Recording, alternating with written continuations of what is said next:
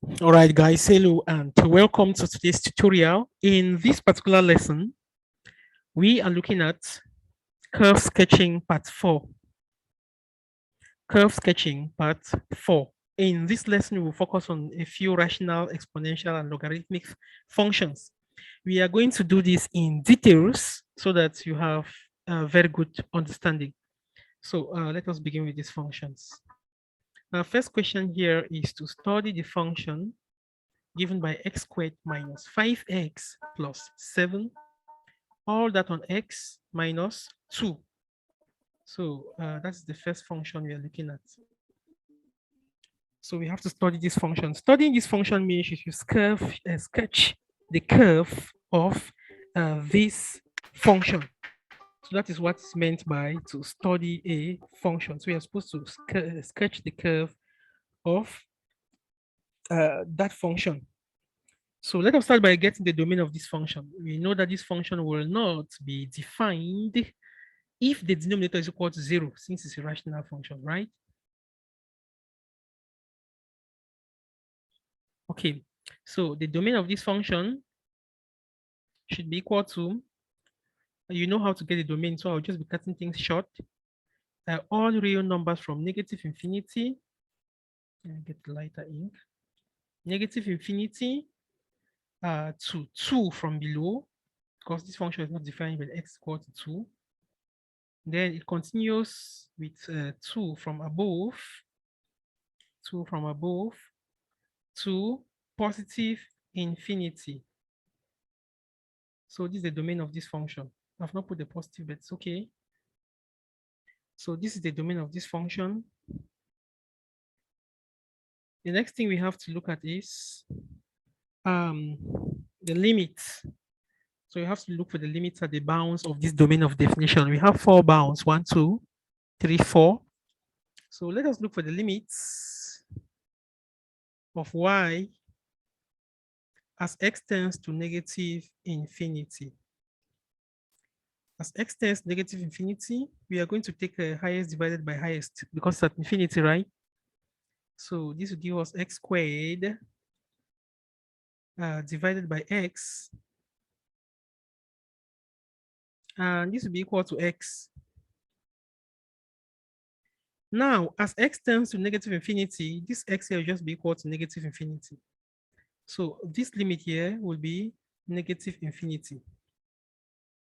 So we are replacing this x here by the negative infinity. So the limit as x tends to negative infinity is negative infinity. Now the limits of y as x tends now to, let us look at positive infinity. We can skip. So at positive infinity, we are going to have the same thing. So highest divided by highest, that will still give us x squared divided by x, and that will be equal to x. And as x tends to negative infinity, this value here will just give us, it's positive infinity. This value equally give us positive infinity. So we are replacing this x here also by positive infinity. So we have these 2 limits. So we now look for the limit as x tends to 2 from below. So of y as x tends to 2 from below. This will be equal to, as x tends to 2 from below, let us take a number less than 2. We can take 1.9, but let me just take 1 so that I make this faster. We know that the limit here is going to be infinity, but we don't know whether it's going to be positive infinity or negative infinity. So as x tends to 2 from below, let us use 1. In this function, 1 squared will be 1 minus 5 times 1. That is 1 minus 5 minus 7. The numerator will be negative. All over the denominator, 1 minus 2 is negative, right? So this limit is going to give us negative divided by negative is positive. So this gives us positive infinity for this limit. So this limit gives us positive infinity. Is this true? or it's not? Yes, sir. It's true, sir. All right, we are going to find out. All right.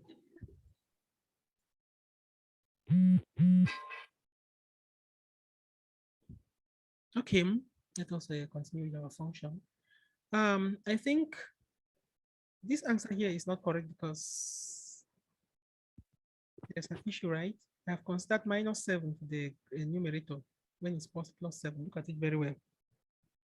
So in this function, if I fit 1, I'll have 1 squared is 1. So I'll have 1 minus 5 plus 7. Can you see that the number is positive? Yes, it's Yeah, so positive. it's positive. So the numerator is positive and the denominator is negative. If I fit 1 in the denominator, that is substituting, I have 1 minus 2 will be negative. So this limit is going to be negative infinity. Let's take notes. Now the limit as x tends to 2 now from above, you can put plus here, will be equal to, let's take a number greater than 2, for example, 3. If we fit a number greater than 2 here, for example, 3, we have 3 squared, which is 9. 9 minus 3 times 5, 15, plus 7. So 9 minus 15 plus 7. This is going to give us a positive number. It's going to give us a positive number. Then in the denominator, if you fit 3, it's also going to be positive. So this limit will give us positive infinity. Okay? Yes, The sir. limit gives us positive infinity. Now that we are through with the limits, if you look at all the limits that we have here, all the limits are infinity, infinity, infinity. So this is just giving us an indication. It's a sign that you might have the existence of an oblique asymptote. And equally, in one of the earlier lessons before this one, I made mention that if the degree of the numerator is greater than the degree of the numerator, I'm sorry, if the degree of the numerator is greater than that of the denominator, then we have the existence of an oblique asymptote or a slant asymptote as it's also called. So with this function, we can clearly see that there is the existence of an oblique asymptote. So we are going to look for it. So the next thing we have to look for now are the asymptotes. Now let's just get to the asymptotes. Now that the degree of the numerator is greater than that of the denominator, we know very well that there is an oblique asymptote. But how do we obtain that oblique asymptote? We first of all have to use long division.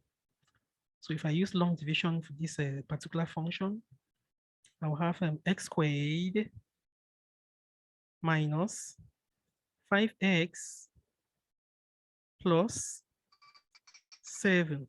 And I want to divide by x minus 2. So if you divide by x minus 2, like we did in division of polynomials, so x squared, this x squared here, divided by x will give us x. Then x times x will give us x squared. And x times minus 2 will give us minus 2x. Minus 2x. Now we subtract. When we subtract, we are going to have minus 5x, or x squared minus x squared is 0. Minus 5x minus 2x is minus 3x plus 7. We did all of this in polynomials, you can recall. So we bring down this 7. We now bring down this 7 since we have not used it. Now we can still divide 3x by this highest degree in this quotient. So minus 3x divided by x here will give us minus 3. Minus 3. Now this minus 3 times everything here will give us minus 3x plus what value? Plus 6. That gives us minus 3x plus 6. And if we now subtract, we are going to have the quotient here, the remainder to be 1. And this therefore shows us that we can end up expressing this function y as y is equal to The quotient is x minus 3. I write as x minus 3. Then the remainder is positive 1. So plus this remainder 1 over the divisor over x minus 2. X minus 2. And with this form, you know very well that this line, y is equal to x minus 3, is what type of asymptote, guys? The slant asymptote. A slant asymptote. So let me just call it the oblique asymptote in this particular question is equal to, or let me say it's the line y is equal to x minus 3. And what is the vertical asymptote? From the domain of definition, x is equal to what? It's equal to 2. 2. Now, what if they ask you to look for the center of symmetry? The center of symmetry will be the x value at the vertical asymptote. But now that we have an oblique asymptote, how do I get the y value? I'll take this x value and substitute in this oblique asymptote. So I'll have the y value will be 2 minus 3 because x is 2. 2 minus 3 is minus 1. So this curve has a center of symmetry at 2 minus 1. This is how we get the oblique, the center of symmetry when there is the existence of an oblique asymptote. So that's what we have, the center of symmetry for this curve. And we can go ahead now to look for the intercepts.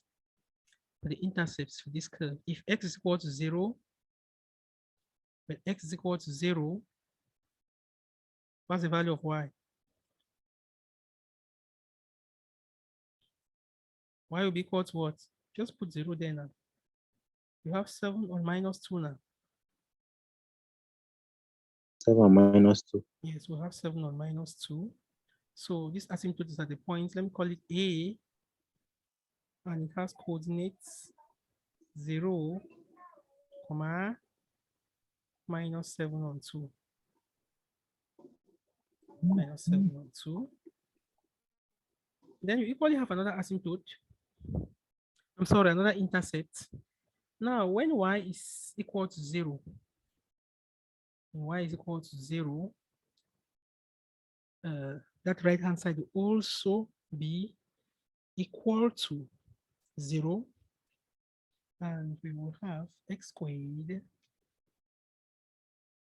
squared minus 5x plus 7 equal to 0. Equal to 0. Now, when we look for the discriminant delta for this particular case, you see that our delta will be equal to our b squared. 5 squared is minus 5, minus 5 squared is 25. We can just factorize it. It's 25, right? No, Yes. it cannot be factorized. 25 minus 4 AC. So minus 28. What's 25 minus 28? Negative 3. Negative 3 now. So when delta is negative, what does that tell us? So this is less than 0. That, Means that there is no x value now. yes.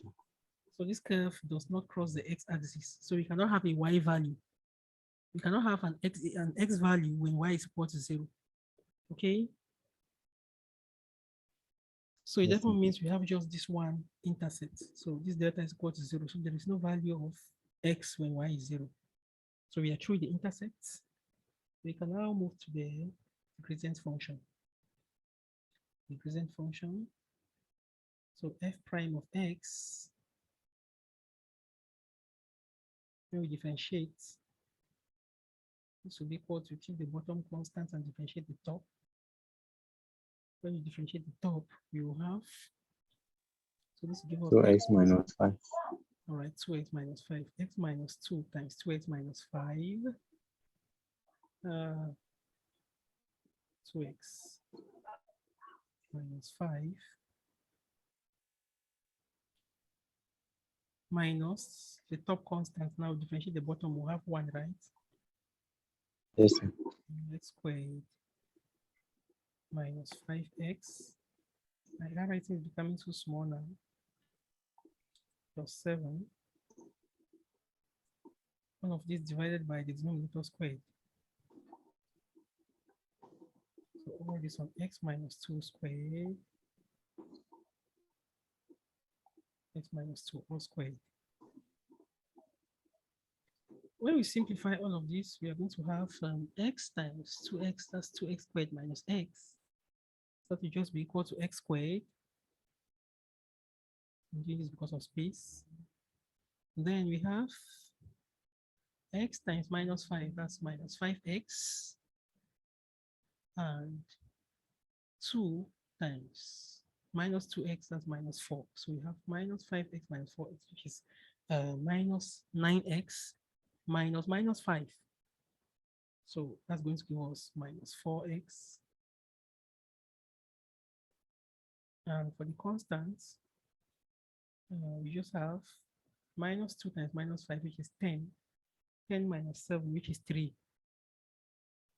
So plus 3. All this over the denominator squared. All this over x minus 2 all squared.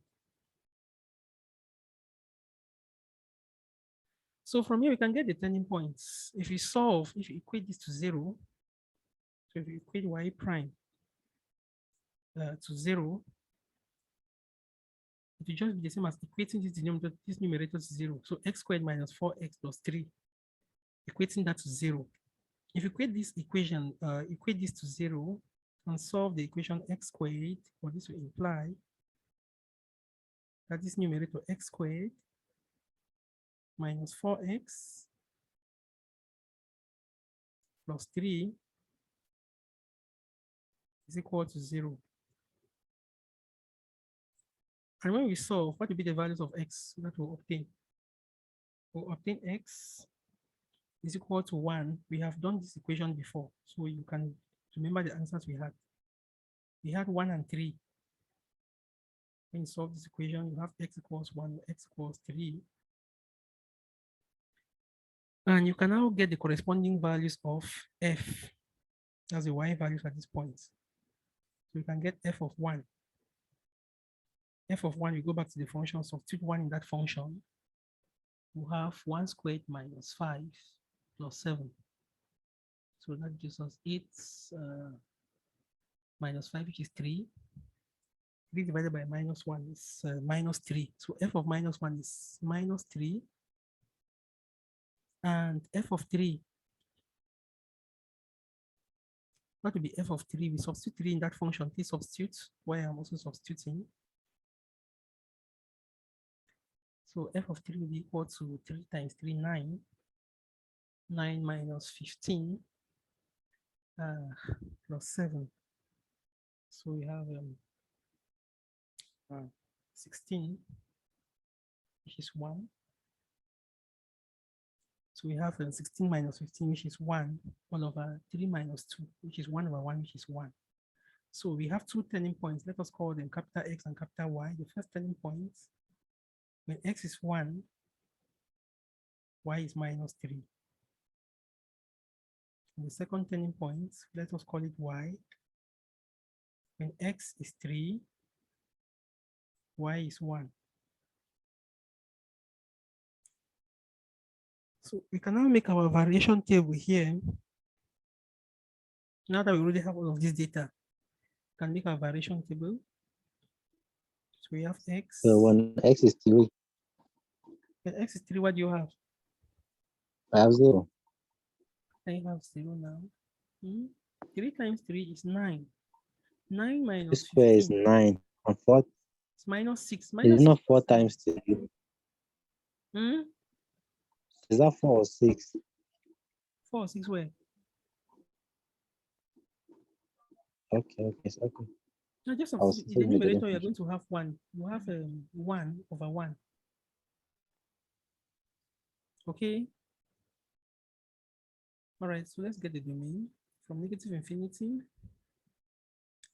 And then we have turning points at 1 and 3. We have a turning point at 1. We have a vertical asymptote at 2. we have a turning point at 3, and then to positive infinity. So we have, this is the vertical asymptote.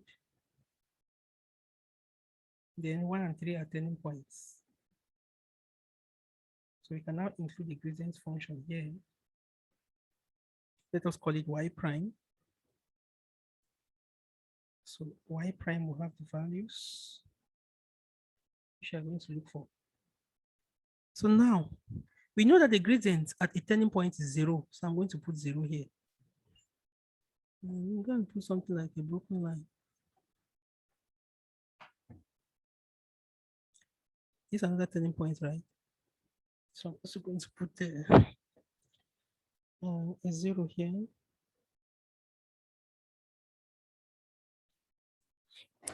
Then let us see the behavior of these turning points between negative infinity and 1. So if you put any number less than 1, let's take 0 so that it goes very fast. If x is equal to 0, we feed 0 here. And let's see what we are going to have. What are we going to have?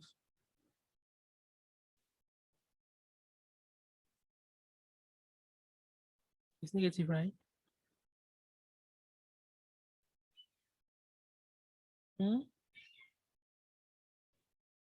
It's negative. I'm still here. Hello. Yes, sir. Okay, let us look at what happens at negative infinity. Between negative infinity and 1, let us see what the behavior of the gradient function. This is a gradient function here. So let us take 0. If you put 0 in this function, we'll have the numerator of this gradient function will be positive. The denominator will also be positive, right? Yes, sir.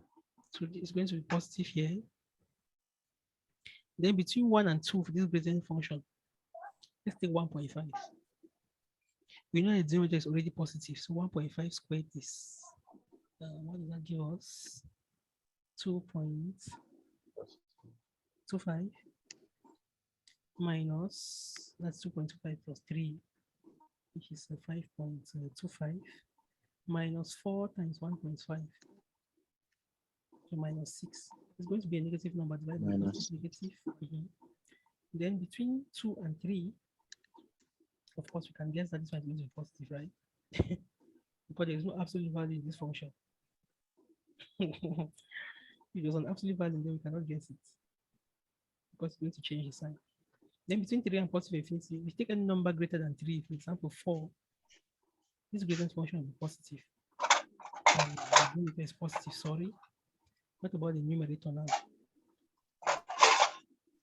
What happens to the numerator? It will be positive. Okay, so it will be positive. It will be positive. But if this place is positive, then this one cannot be negative, cannot be positive, right? Let me substitute again. Let's take a number between 2 and 3 and test. 2.5. 2.5. 2.5 squared is 6.25. So we have 6.25. 6.25 plus 3 is 9.25. 9.25 minus 4 times 2.5 is 10. Oh, so this place is negative. Why? Negative. Yes, it has behaved like this because I forgot we have an oblique asymptote. The oblique asymptote has the power to change some characteristics. Now let's look at the y itself now. So here it is increasing. It's positive. So it's increasing. Here it is decreasing. Here it's decreasing. Decrease. And here it's increasing. Now let's get the limits and get the values. As x tends to negative infinity, we have negative infinity here. And then as x tends to 1, this is a turning point, right? Yes. What's the y value of this turning point? It's negative 3. So here we have negative 3. That's the y value of the turning point. Gets to that maximum and then it starts going back down. 2 from below is a vertical asymptote, so it moves back to negative infinity. Then 2 from above, we had positive infinity. Positive infinity. At x equals 3 is a turning point. The value of y there is 1. So it decreases from positive infinity to 1. Then increases from this turning point from 1 to what? As x turns to positive infinity, it also turns to positive infinity. positive infinity. So this is a variation table. This is a variation table.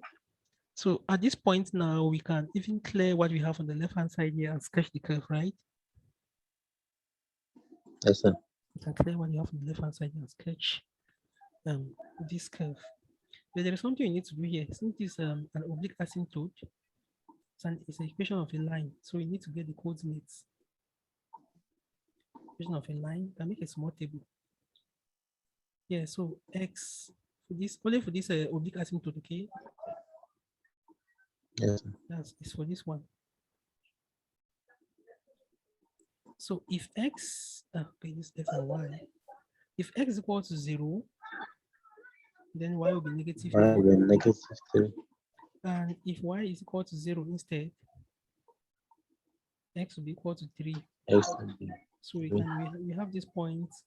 The first point here is 0, negative 3.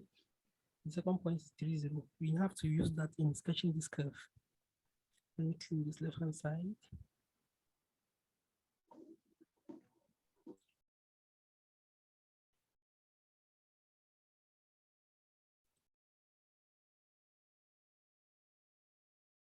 All right, from next class, I will just prepare the class and put it online. So we go through and you can leave your questions in the WhatsApp group. So it's like this is a busy day. So you can sketch. Yes, don't care about my axis, okay?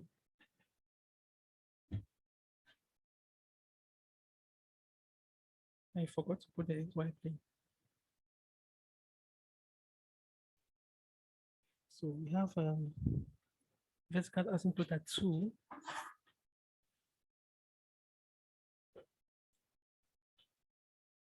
Normally in class, make sure that I calibrate this axis.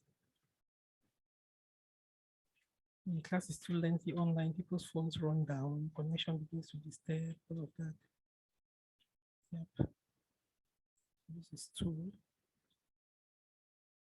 And this is -2. And -2. Then we have the next thing we have is an oblique asymptote. Oblique asymptote when x is 0, y is -3. So you have 0 and -3, we pass at this point. Then when x is 3, y is 0. So we probably have this point. The line is going to pass like this. Oh, what an ugly line. And this line normally is a broken line. I don't know why I've made it like this. Let me redo it. It's broken.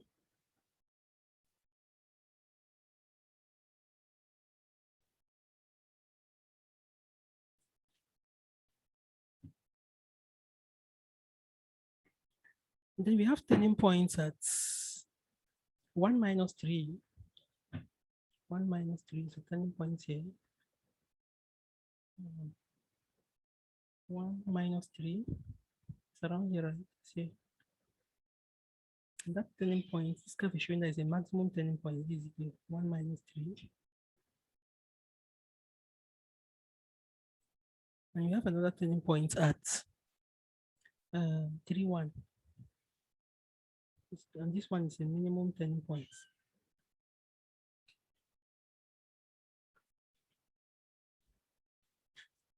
So we can now continue with this curve like this. Don't sketch it very well, but yep, that's it. Then we have an intercept here. So this curve moves like this, and this other part comes down. So normally it's not really straight like that. So this is the curve for y equals f of x. Any questions, guys? Dr. Clevis, hello. Can you put on your microphone? Yes, good evening, sir. Yes, welcome to the online class. It's nice meeting you. Thank you, sir. All right. Gilead, do you have any question? No, sir, I'm just joining and I'm following up. There's Okay. no question yet. All right. Yes, So sir. we'll take a short break and we'll come back for the next question. Okay. Okay, sir. Yeah, let's take a 3 to 5 minutes, 3 minutes break, maximum 3 minutes, 180 seconds, and be back to class. All right, Okay, shortly. we All can right. ask a Okay, sir. question. Yes, before we go, you have a question? Okay, so at on the variation table, Yes. so I also have problem when indicating the direction of the arrow, whether it's going up or it's coming down. Like here, it's positive. I don't know whether you would draw it taken to the left or All right. if it This is was what you do, going if Rodrigo. it was going up. Always start drawing from the left, from this end. This is where this line ends. So I'll start drawing from here and I go towards the right. From left to right, I'm either going downwards or upwards. Okay. Yes, sir. So let me say this is the variation table here. Let me just make this square. I have to draw. I always start from this point. If I'm going upwards, I'll do it like this. But if I am going downwards, I'll still start from the left. If I'm going downwards, I'll still start from the left and go downwards. Okay, So my question is actually whether if you are going up, will you take from the right and be going up towards the left? all right, if you're going up, you start from bottom left. If you're Okay. going down, you start from top right and top left. I'm sorry, you always start from left, either bottom left or top left. If you're going down, you're going down the hill now. This is going down the hill. This Yes, you're sir. going down. So you start from somewhere from the left and you go down. If you're going up, you still start from the left. You must always start from the left. Okay. For all of the sections, all the different subsections here. Between 1 and 2, start from the left. Between 2 and 3, start from the left. Between 3 and 4 sections, start from the left. Thank you, sir. Okay.